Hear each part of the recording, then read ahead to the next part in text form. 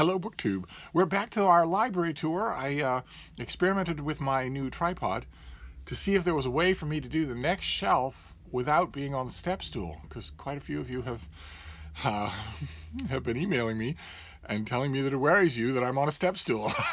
It worries all my nearest and dearest. So I did figure out a way. This thing is a marvel of adaptation. So I thought we'd continue with the next shelf, but first, a bit of clarification. Certainly through 8 million videos, you have all noticed the basic layout of the little book room here.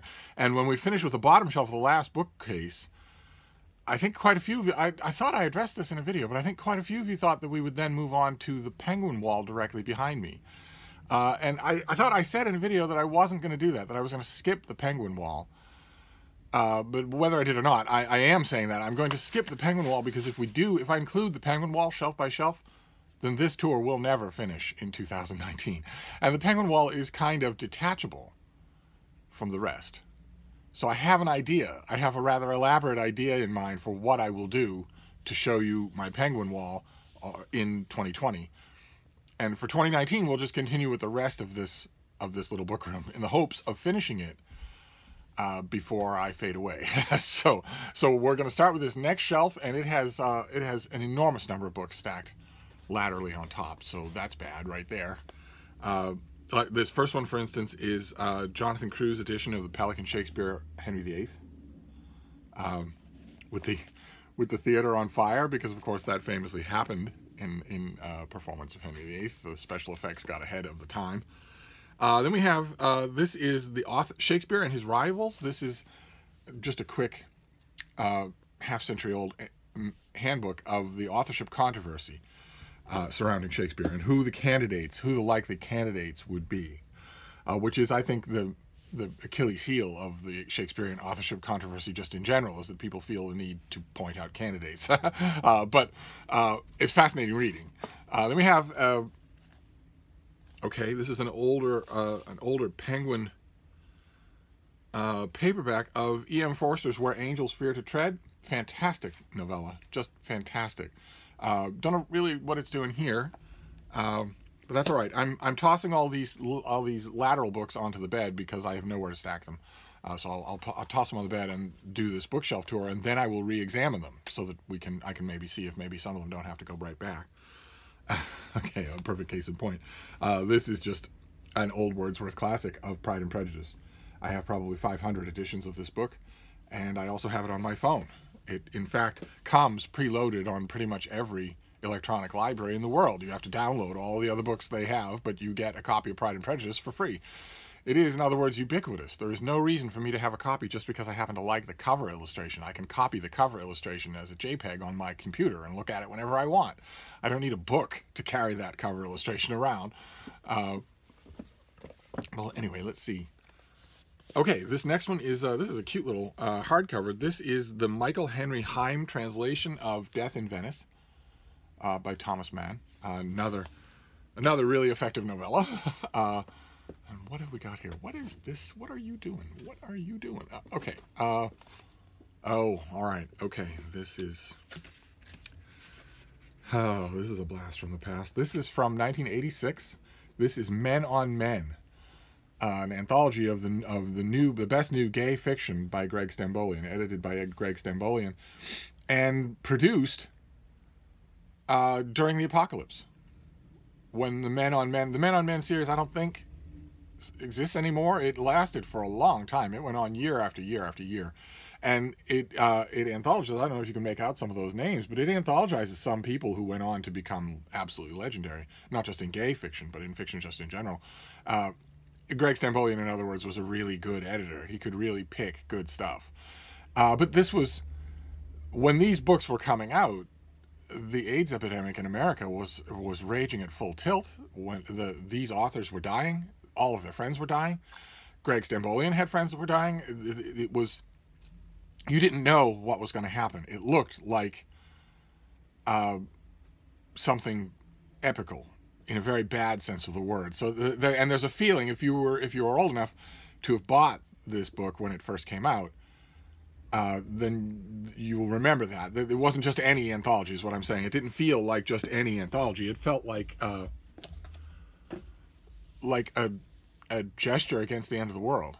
And a couple of the later ones did as well. It took me a while to outgrow that feeling intellectually. I still have it in the pit of my stomach when I look at books like that. The old Plume imprint, for instance, almost entirely. But it took me a while to grow out of that intellectually, and then to look at these anthologies and realize that apart from that, they are very good. They are very good short story anthologies. So, okay, what is this next one? Oh, okay. This is from just recently. This is a full color thing. When was this? This, I think, was before we knew each other. No, this is 2017. So this if you dig back in my videos, you will see this book. This is by Cullen Murphy, and it is Cartoon County. And there you have all the classic cartoons of the golden age of American newspaper cartooning. And this book is about the enclave of artists who made that artwork. They all sort of migrated to the same county in Connecticut, and it's an utterly delightful book. And I'll put these back on the shelf instead of throwing them. These we're now onto the normal books on the shelf. Cartoon County, I don't think has come out in paperback, although I might be wrong about that. Publishers aren't all that punctilious about sending me paperbacks. And I wonder if it is in paperback, if I'm blurbed on it, because I sang its praises. I loved it. It's just an inside look at the world of massive circulation cartoons and pulps. That world is gone now. The lowest circulation that any of those artists ever worked for, that Prince Valiant or Little Lulu or Tarzan or whatever, the lowest circulation that any of those artists ever worked for is now much higher than the highest circulation that they could possibly get today. They wouldn't, if you brought them forward 80 years in time, they wouldn't recognize the landscape at all. So it's also a little love letter to a bygone era, much like the GEORGE Stambolian book. Oh, goodness gracious. Oh, my God. Okay, well, this next one gives me a shudder of horror. This is not because of the book. The book is wonderful. This is John Buxton's Sir Philip Sidney and the English Renaissance. I only have it in this crappy trade paperback. I've never been able to find it in any other format. And this isn't all that durable. I reinforced it, but it could still fall apart on another reading. And the reason that it makes me flinch a little, of course, is because Sir Philip Sidney caused me nothing but trouble in this year's NaNoWriMo for a solid month. I was absolutely sure. I was walking down the street with a spring in my step, tra-la-la, absolutely sure of what my NaNoWriMo project was, and it was Philip Sidney. It totally involved Philip Sidney. It was a fictional submersion in his life and times. And at the very last minute, I realized, no, that wasn't anything of the kind. No, that's not going to work at all. It's a total non-starter. So now when I see Philip Sidney, I flinch a little. Although his day will come. I will write a novel about him eventually. Oh, great. All right. This is Thomas Godfrey. This is an absolute classic from Ann Graff. This is English Country House Murders. And it's a collection of murder mysteries set in English country houses. Some of them are very much done for laughs, as when the young Prince of Wales is at an English country house when a murder takes place. And it turns out the young Prince of Wales, his valet, is extremely good at ratiocination. He's extremely good at figuring out things and manages to solve the crime. At the very end, we realize that the valet is Jeeves, and he's going to go on to another master soon enough. But some of them are deadly serious. Some of them are the locked door mysteries. Some of them are more character-driven. It's just a wonderful, wonderful anthology. That's another, I guess, it's another great anthology. We've got two of them now. Then the next one is a classic. This is Pilgrim at Tinker Creek by Annie Dillard. I'm sure that you have heard quite a bit about it already. If you've heard quite a bit about it, like we mentioned with Wolf Hall, if you've heard quite a bit about Pilgrim at Tinker Creek and you think, I'm sick of the hype, there's no way the book could be this good, it is one of a handful of books that is that good. And if you open it up, it will cast its spell on you the way it has on everybody else. And then you will be part of that chorus saying, well, this is just the best thing in the world. It is a terrific, terrific book. Okay, this is, this has illustrations. All right, this is a great old book. Not sure what it's doing in here. This is a great old book about the history of cinema, of theater. This is Carriages at 11. And it's a history of theater from 1897 to 1914, when you could have lines around the block, when it was television. It was television and movies. It was everything. And you had diehard devotees. I guess the reason that it's in here is because it's so wonderfully told. It's just such a wonderfully told look at that little glimpse, that little window of history. And I guess that's all I really need. All I really need is that. Even though, you know, there aren't any other books on theater in this room. Even so, okay, all right. Here's another great anthology. This is The Weekend Woodhouse. So this actually does not belong over here because this is. I have all the other Woodhouse, you know, down on the floor, down on another bookcase shelf that we already saw. This is just an anthology of P.G. Woodhouse, and it's one of the best ones. Meant for lounging, meant for browsing, just delightful. The kind of thing, when I see it, or The English Country House Murders, or Pilgrim at Tinker Creek, when I see these books, I break into a big smile. And that is the response I want from every book in this room. I don't want to look at any book in this room. Out in the other rooms, sure.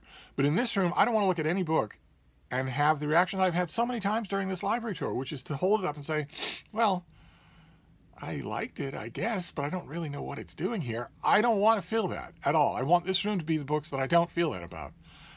So I look at The Weekend Woodhouse, and it's not in any danger. Let's just put it that way. Okay, this is Lord Frederick Hamilton. This is The Vanished Pomps of Yesterday, a diplomat's memoir. Again, just to bounce right back, I don't know what this is doing here. I might understand keeping this out in biography because it's got lots of great stuff in it. Hamilton was a great storyteller, at least on the written page, but it doesn't really. Not sure what it's why it would be here. All right, well, okay, this next one I know why it's here. This is my guy.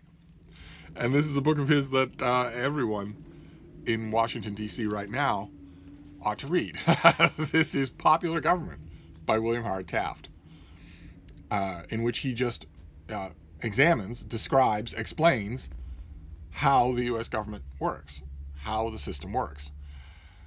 From every angle, with a few digressions. It's a well-mannered, well-controlled book. It's just a bit on the somnolent side. It's just a bit sleepy, but I love it, and I go back to it. In fact, since 2016, can't imagine why, I've gone back to it quite a bit because Taft knew what he was talking about better than anybody because he had been president and Chief Justice of the Supreme Court, the only man ever to hold both those positions.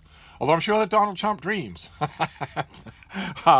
He's the only man who's ever been at the head of two branches of two of the three branches of government, and that's kind of amazing. and so his reflections are, I've prized them in these last few years. Okay, this is a delight. This is called Gone for the Day. And it is a heavily illustrated nature guide, day by day, just walking out in the wilderness and seeing what you see. It's not a hiker. It's not a professional naturalist. It's just somebody walking out and looking at the world. Look at that little guy. And I love those sorts of things. I just think it's fantastic. I think I wrote about it. Again, if I wrote about any of these things, I will try to leave the links down below. It's a little bit more cumbersome than I would like, because usually when I go and find the piece that I wrote, I then have to totally reformat it. I have to fix it, clean it up, add pictures, do that, all that sort of stuff. So instead of finding a piece and adding a link that takes 2 minutes, instead I have 20 minutes per link. But I'm consoling myself by telling myself that every time I do that, it's done. What I want to do ideally is all of these links, almost all of them, exist now on a new home. They exist at st.donoghue.com, which is not Open Letters Review. It's the repository of all my writing. And once I fix something that has been ported, all of it was mass ported over from Open Letters Monthly, 10 years of Open Letters Monthly. So when it was all mass ported over, it all became just a mess. And I'm consoling myself with the extra time it takes to do these links by reminding myself that every time I do it, it's now done.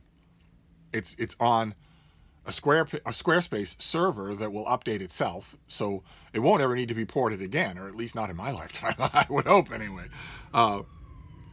Okay, this is all right. This is a double, actually. Well, not quite a double. This is Vanity Fair by William Makepeace Thackeray, and this is the Norton Critical Edition. So you have all of Vanity Fair, including the illustrations, and then you have interpretive essays in the back. So we saw Vanity Fair in a Barnes & Noble Classic, and I really like it, and it's also illustrated. It doesn't have any critical apparatus. This does. So that's at least 3 Vanity Fairs that are in this room, because there's also a Penguin Classic. What is this thing?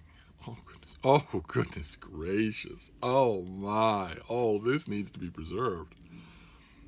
Oh, wow. Okay. This is, wow, this is old. I wonder if this will even have a publication date. I don't think so. 1913, but it was never meant to be, it was not a book, it's a pamphlet, so it really needs to be preserved or it's going to fall apart. This is Washington Street, old and new. There's a glimpse of old Washington Street, and of course this book finishing off still gives you old Washington Street. There is no new Washington Street here now. This is 100 years old. So Washington Street is a main thoroughfare that runs through the heart of Boston. And this has, I'm going to put this aside because I don't want anything to happen to it. It has a punch of sentimental value for me because I used to work on Washington Street. I used to work in a couple of bookstores on Washington Street for a very long time. Right there in the middle of Boston, right when there was no internet, when there was no competition, really, and when, like clockwork, at noon and at 1, every single day, Monday through Friday, the business district, which is, 1 or 2 streets over, would go to lunch and pour en masse into Washington Street and come to me at my information desk with clips of paper or notes they jotted down, wanting to know about books, not just where they are, but, hey, I saw this in the Chicago Tribune, and the review struck my fancy, but I thought I'd run it by you first. What do you make of this? Is this guy right? Is this book worthwhile? I know you've already read it. Is it worthwhile? You know my taste. Will I like it? What can you tell me about it? I used to love doing that. I used to wait. Well, I mean, I didn't just wait. I did some work from 9 until noon. But at the beginning, when the noon hour struck, the whole store knew what was coming. The lunch rush was coming. And it would be intense. Even in the off-season, even in August, it would be intense. At Christmas time, oh lordy. Oh lordy. At Christmas time, up until 2 weeks before Christmas Day, the lunch rush would start at 10 and go until 4. And then 2 weeks before Christmas Day to Christmas Day itself, the lunch rush was all day long. Just mobs of people all day long. I don't think any of us really knew then that we were looking at the end of an era. Bookstores don't act that way anymore. There's so many factors have gone into that. Book prices have skyrocketed. The internet has made it possible for all of those people at their desks in the business section to answer their own questions, or to email me directly about what I think of a book without coming into the store and standing in line at my information desk. And also the books are available online. You can buy them often for less than what a bookstore can afford to sell them. I don't think a lot of those factors aren't personal. A lot of those factors, were going to happen anyway and don't have anything to do with sharkish retail procedures or anything like that. And I don't think any of us just loving those lunch rushes. Oh, God, I love them so much. The feeling at 12:05 knowing that the hordes were coming was wonderful. Wondering what they would bring me next, what questions, what little clippings and whatnot. But I don't think when we were swimming around in those lunch rushes every day, not on the weekends, of course, because nobody worked on the weekends, and not after 5, because at 5 everybody went home. Nobody worked until 11 or midnight or whatnot.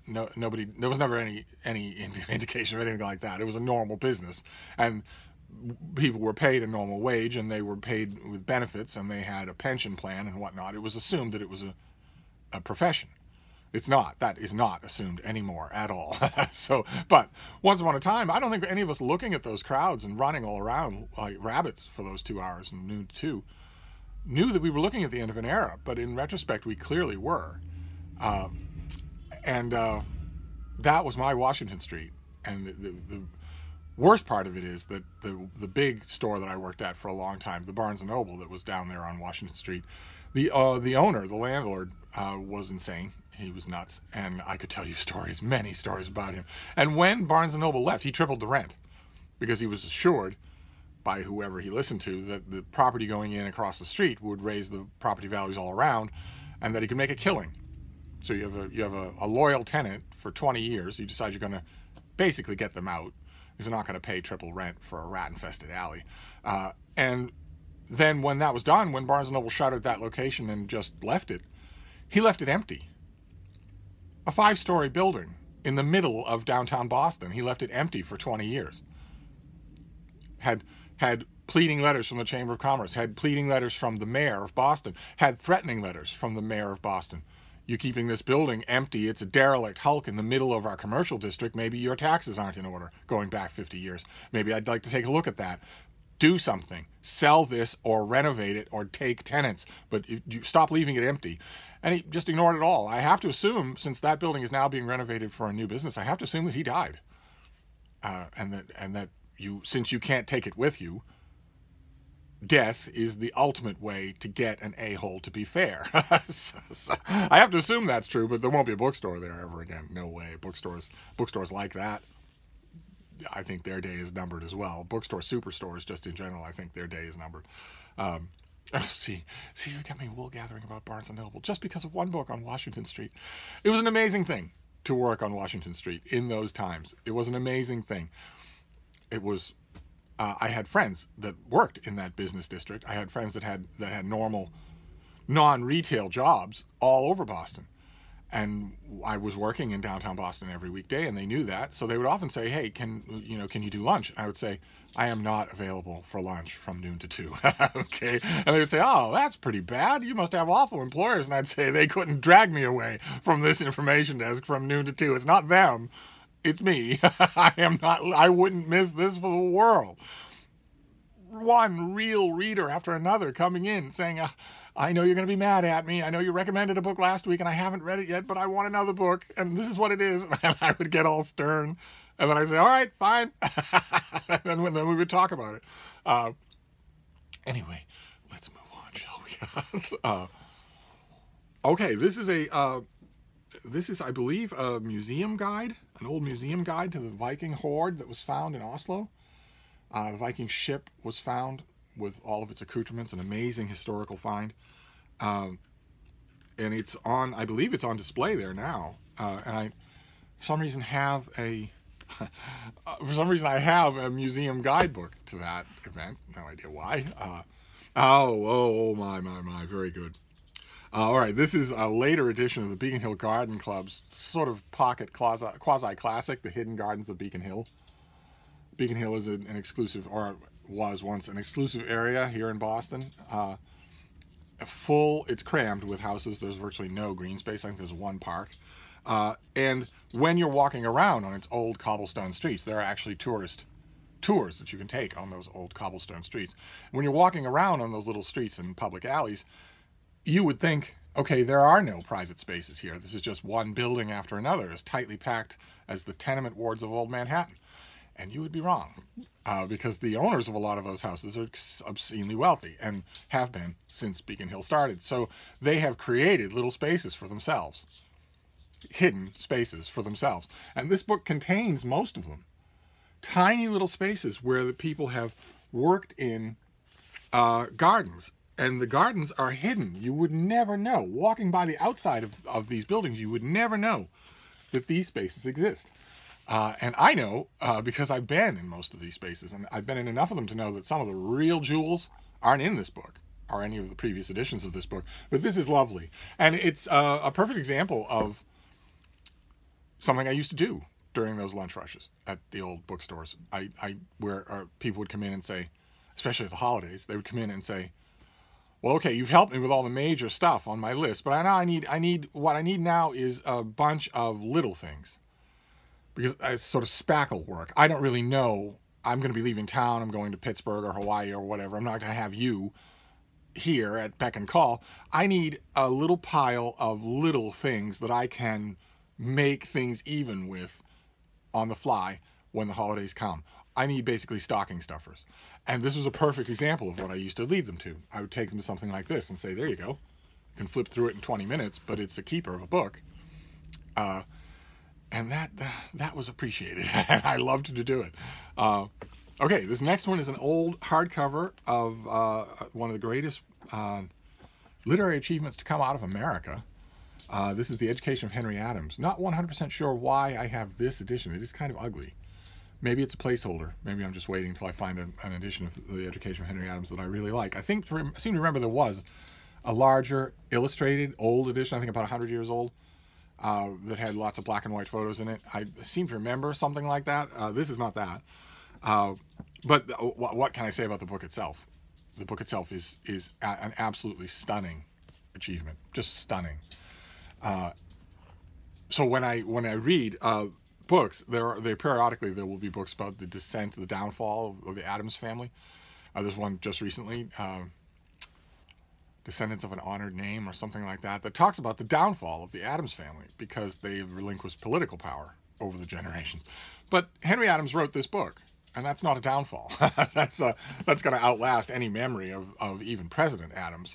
So I can't recommend it highly enough. Okay. All right. This is Alice Stone Blackwell was a member of that Beacon Hill generation, that Beacon Hill world, and she kept a journal, and that's what this is. This is growing up in Boston in the Gilded Age, and I must have found this at the Brattle or a used bookstore of some kind, and this is just a heavily annotated edition of her diaries. Just wonderful stuff. Wonderful glimpses of a Boston that doesn't exist anymore. And oh no, oh no. All right, we're going to finish up on something that is familiar, to put it mildly. This is the Book of Merlin again. Come on now. I mean, I love this book, but this makes 3 copies in one room, and who knows how many in the other room, or how many copies still to come. Come on now. I love this book, but I'm not going to put it back on the shelf. I don't need 3 copies of it here in this room. That's ridiculous. All right, so we end on a little bit of a downer, but that's okay. Actually, quite a few things that can go here, but that's all right. That's part of what this library tour is for, right? So I'm going to wrap this up. When we will just move on, and don't pine about the Penguins. You're going to be getting your Penguin Classic tour, I promise. Just not in 2019. There's no way to do it in time anyway, even if we started and went every day.